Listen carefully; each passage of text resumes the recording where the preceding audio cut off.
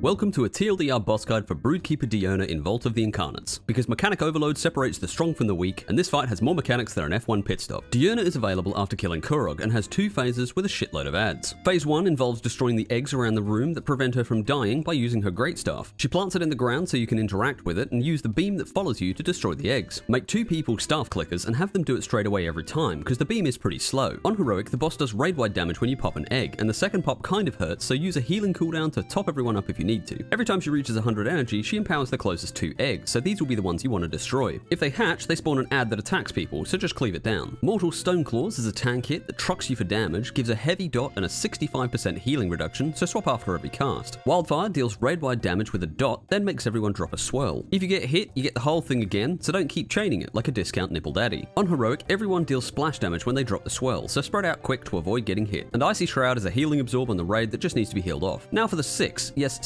different ads, and I'll go over them in priority order. They spawn around the edge of the room in groups of 3 to 5, so the off tank should pick them up before they start melting the raid. And the boss will buff them if they get too close, so keep them away and DPS should swap to them. First, Flamebenders spawn rotating flamethrower orbs that really fucking hurt and take up a shitload of space. On heroic, they also cast cauterizing flash flames, dealing 20% of everyone's health and healing the ad. Kill it quick and you won't have to deal with it for long. Second, Frost Proto-Dragons cast Chilling Tantrum, pulsing heavy raid-wide damage and are slow, so healers might want to pop a CD for this. On heroic, they also do Rending Bite, a tank hit with a bleed, or a one-shot if you're a DPS with no self-control. Third, Stormbringers target several players and make them deal splash damage, so don't hug people if you've got it. And on heroic, they also have a cast that just needs to be interrupted. Fourth, Earth Reavers send out a frontal cone to dodge, so watch where they're facing, or have someone call it out. And on heroic, they also charge the tank, dealing big damage and an armor reduction debuff, so kill it before it gets too high. And the final 2, Mages and Legionnaires, are fairly weak and can just be cleaved down. Just try to interrupt the mages to group them up, and also their cast does kind of hurt. At 50%, you'll trigger phase 2 and empower the boss, but you still need to destroy all the eggs to actually kill her. The boss buffs her damage, and Mortal Wounds now lasts twice as long, and this stacks every 30 seconds. Empowered Greatstaff happens fairly often, and targets about 4 to 6 people each time, so don't get killed by this actual laser beam. Icy Shroud becomes Frozen Shroud, dealing raid-wide damage, a big healing absorb, and locking everyone in ice. You can still cast, so free everyone quickly, and I know which spell would be best. And Wildfire still happens, exactly the same as phase 1. Try to focus the boss as much as you can, and save Lust for this phase where you can get as much damage into the boss as possible before it all gets too hectic. Congrats on your kill. Hopefully this boss doesn't take too long destroying the eggs once everyone is geared, but I guess that just means a quicker phase 2. Like and subscribe if you enjoyed. I'll catch you in the next one.